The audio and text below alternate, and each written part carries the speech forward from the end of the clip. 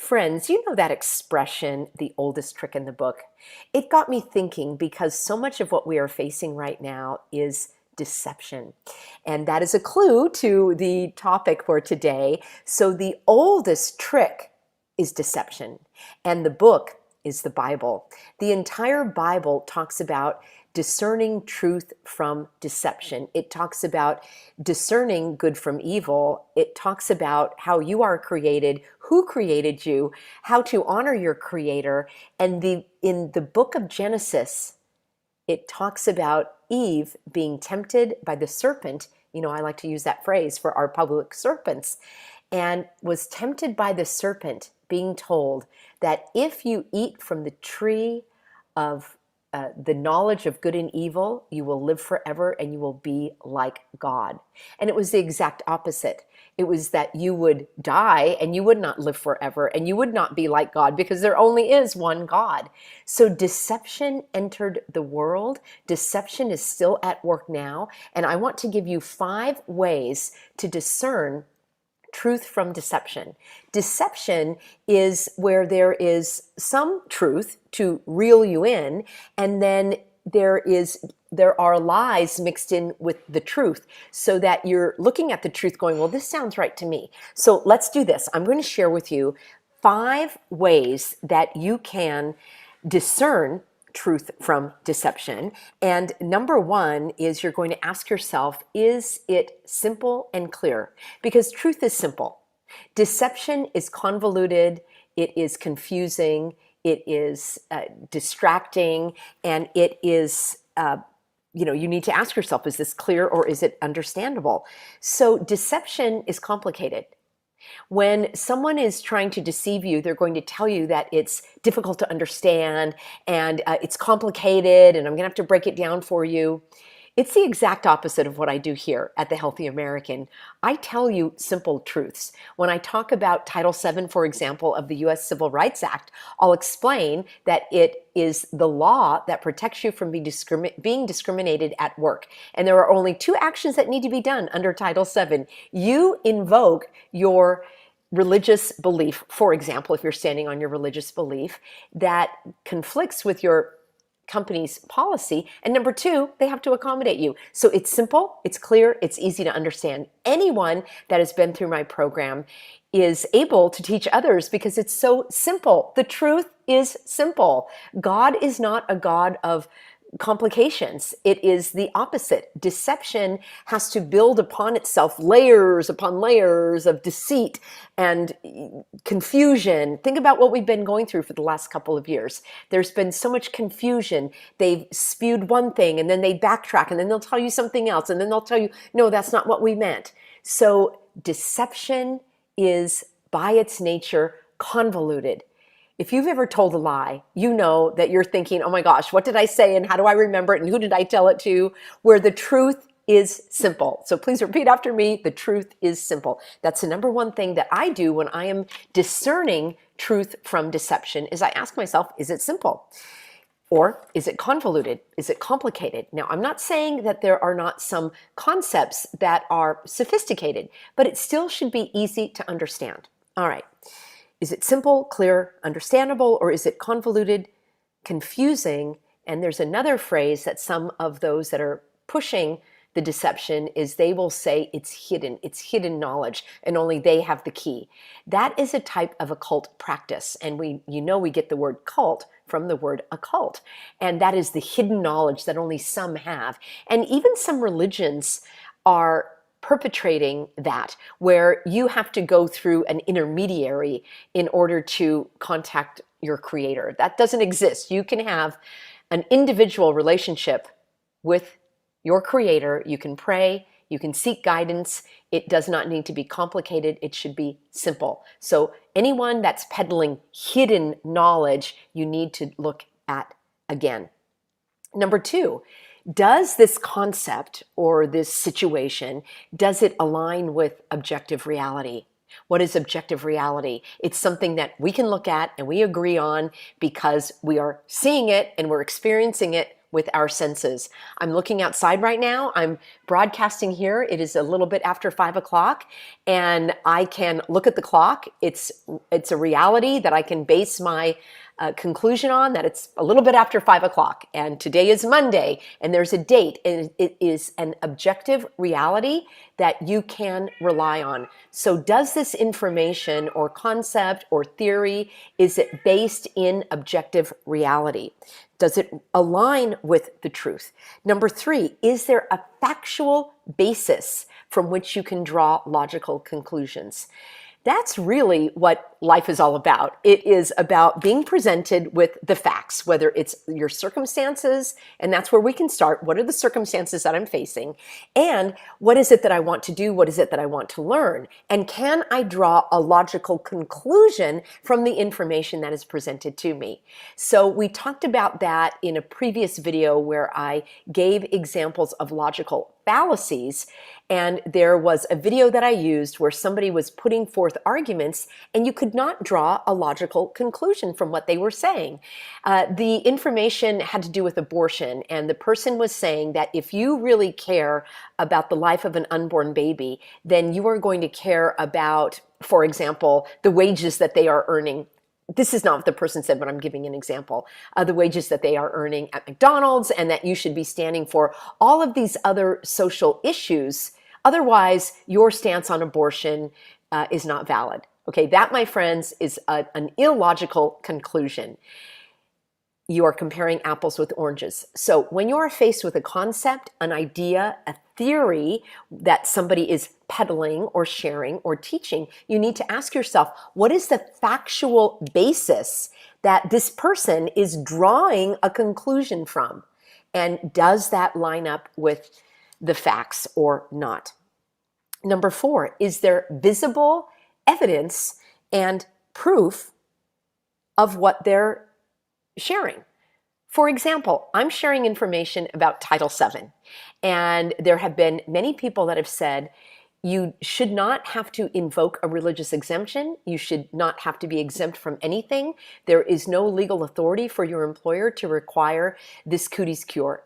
I agree with you. There is no legal authority for your employer to require this cooties cure. I am standing on the legal authority of Title VII. I'm taking an approach that says your employer has no legal authority to discriminate against you because of your religious beliefs. Your religious beliefs include your ethical and moral views. So if you believe that it is ethically wrong for your employer to force you to do something with your body, you can stand on that. I further go to explain that it is required of you as an employee to notify your employer, for example, if you're not going to show up at work that day, if your car broke down, if your child is sick, if you have some reason that you can't come to work.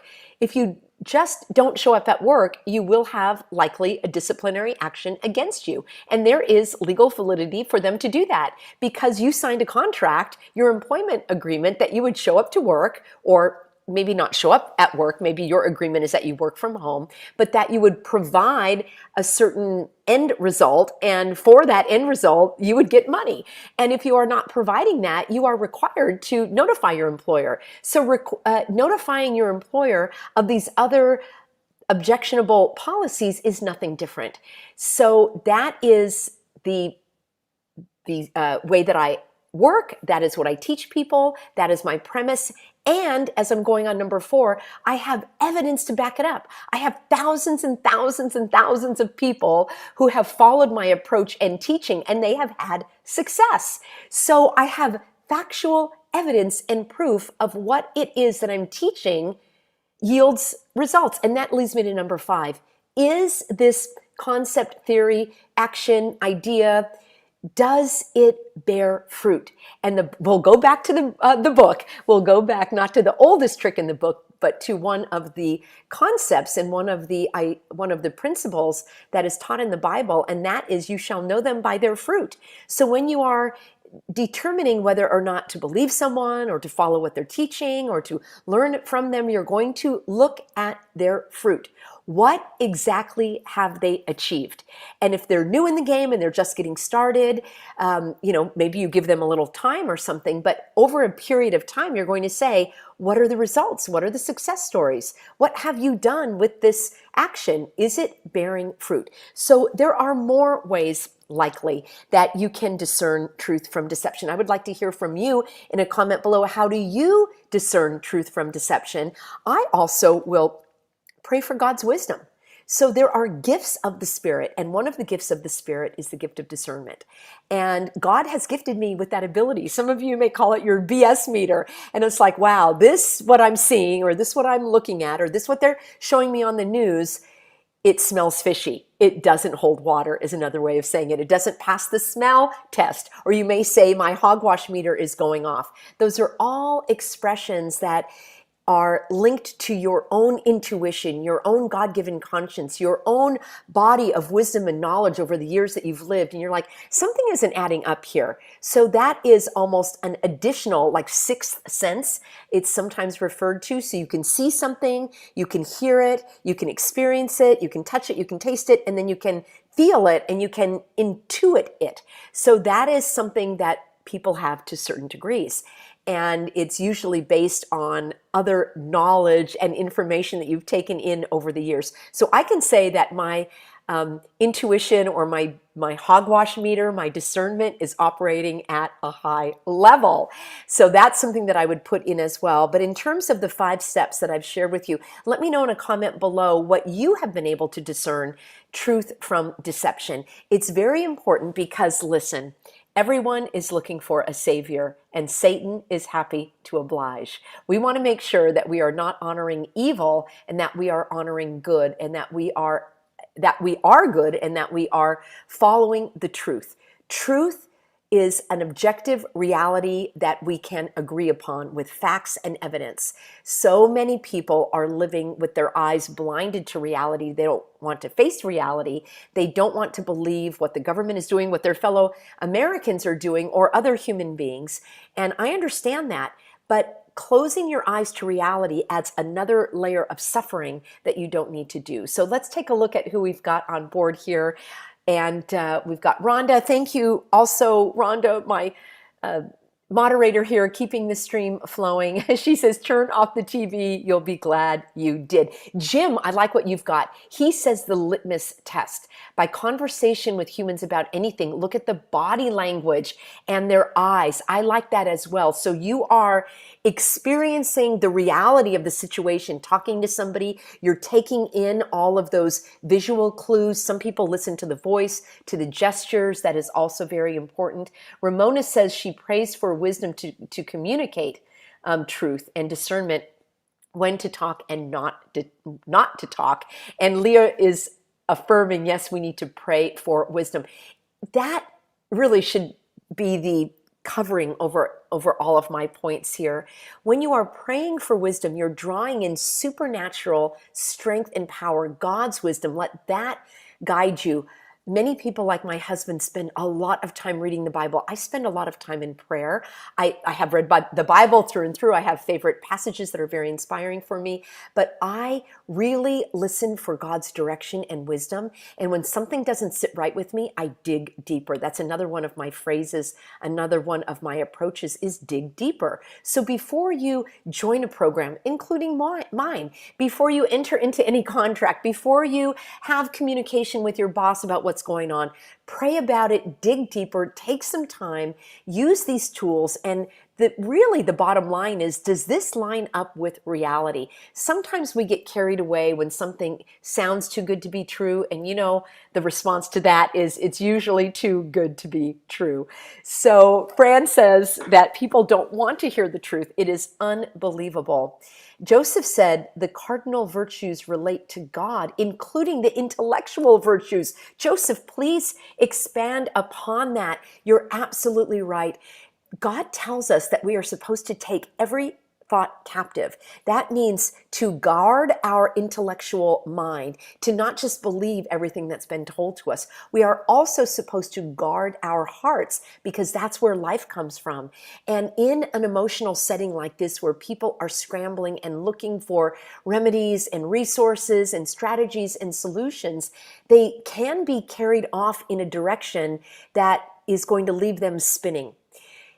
Some people, like you lovely, healthy Americans, have that power of discernment where you say, this just doesn't seem right to me. It's not adding up. We can look at that when we look at news stories, when we look at events that have occurred, or when we look at what people are telling us or teaching us. That is called a false teacher. It is so common in the church. That's exactly where Satan loves to direct his energy, because he's trying to distract people away from the truth. So I really wanted to share this message with you. I will have my encouragement speech, I guess that's what I would call it, my encouragement talk. That will be listed also at peggyhall.tv. I can't put it up here on YouTube because of the things that I say. I don't hold any punches when I'm speaking at our gathering. And then Pastor David's sermons are also listed at peggyhall.tv. And he has a YouTube channel that we are getting up. Actually, it was a little bit more active in the early part of 2020. And then we got so busy with all of our consults with our VIP clients and also our beach church, but we are endeavoring to put up all of his past sermons, and that YouTube channel is True Hope with David Hall. And Dr. Dave said there are so many Sauls that we should be praying that they become Pauls, meaning they will turn away from evil and turn toward the truth. Truth is going to bring you peace. That's another one that I like to bring in.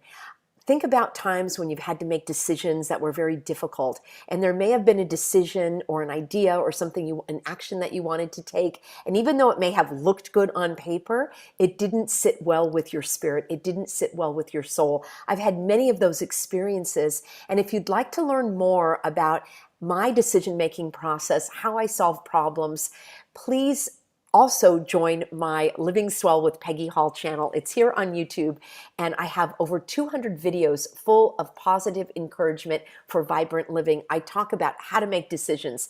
I talk about acting in a way that brings peace to your soul. It doesn't mean that it's easy. Often what we're called to do is not easy, but deep down we know that it's right. And that is based on reality, and that is based on God's truth. What I'm sharing with you today, I think, is one of the most important messages that I've ever shared, because people are making decisions related to their employment, to their body, to their health, to their career, to their finances, to their relationships. And they're often basing these not on the reality of truth. And then they will come back and have regrets and remorse. I also have videos about how to deal with regrets and remorse, and how to change your past and how to change your future. Those are over at Living Swell with Peggy Hall. Please follow me there. I do live streams every Monday morning at 11 a.m. Pacific, and that is where you can take a break from all the hogwash and let your spirit be filled. I want to be a lifeboat for your soul and help you keep your head above the waves in these stormy seas. Thank you, everybody, for being on board. Joseph said, amen. Truth does provide peace, order, and harmony. Joseph, I love how you expressed yourself. That is so true. And I believe, let me know if you agree in a comment there, isn't that what we are all after at the end of the day? And even at the beginning of the day, we are seeking peace. Peace of mind, peace in our heart, peace with our relationships. It doesn't mean that we don't fight. It doesn't mean that there aren't hardships. There are hardships, but God promised us that He would be there with us every step of the way. Proverbs 16:11 said that if we follow God's word, if we walk in His way, we will find that peace. I'm greatly paraphrasing, but that is really the message of the entire Bible. There is the wide path of destruction, and many there be who will go there. And that is all based in deception. It's the broad way. Isn't it interesting that we have Broadway in New York? And oh my goodness, you may imagine what goes on Broadway. And then there is the narrow way, the narrow path, the narrow gate, and it's straight, and it's a set of footprints.